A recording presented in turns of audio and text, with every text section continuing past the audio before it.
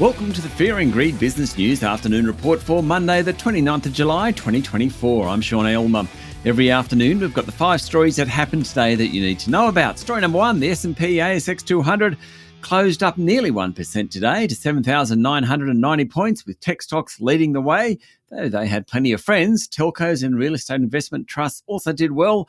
Among the large caps, the banks were mixed. National Australia Bank and Westpac jumped sharply, while ANZ fell more than 1%. Commonwealth Bank hit a new record high again.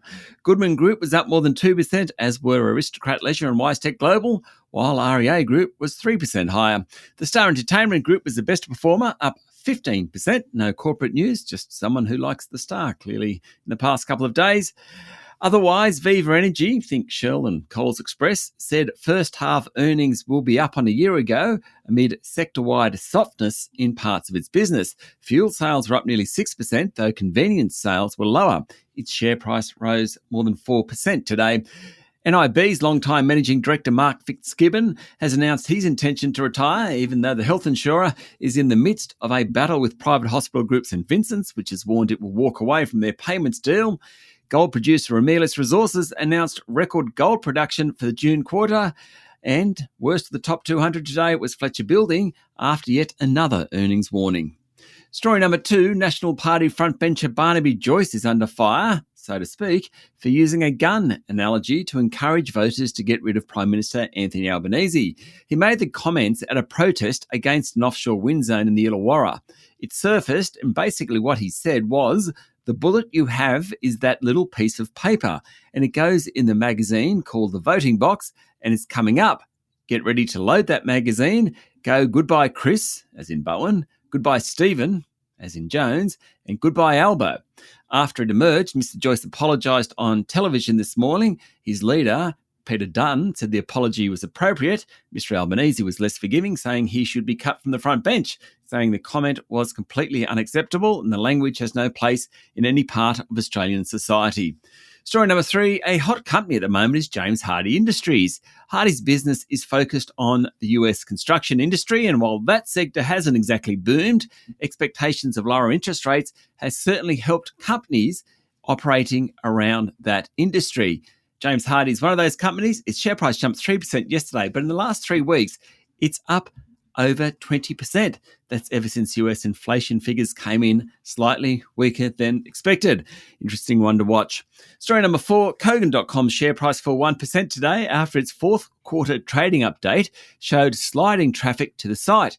Kogan, a darling of the COVID period, said gross sales were down 1.5%, while earnings were higher during the fourth quarter. It said for the full year, which it will announce next month, earnings will be around $25 million from last year's loss of $10 million. As part of the update, the retailer said its Kogan First loyalty program hit more than 500,000 subscribers for the first time. While profits are going in the right direction, investors are concerned about competition in the sector from the likes of Amazon, eBay and Temu. Kogan's share price closed today at $4.31. Now, mid-COVID, it was closer to $25, then fell back to $3.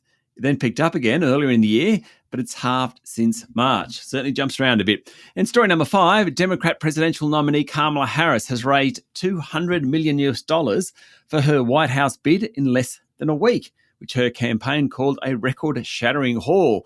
About 2/3 of it came from first-time donors. Harris needs to boost fundraising to make up for the slowdown in donations to President Joe Biden after his disastrous debate performance against Donald Trump in late June.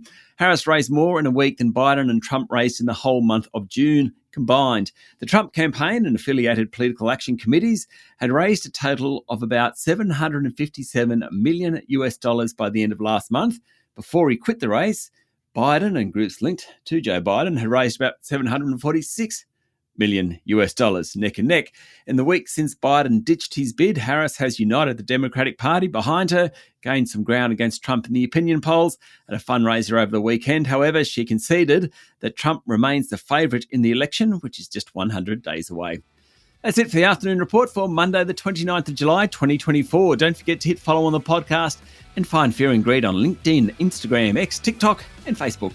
Join Michael Thompson and I tomorrow morning for the Fast 5 by Fear and Greed, the top 5 business stories you need to know in just 5 minutes. I'm Sean Aylmer. Enjoy your evening.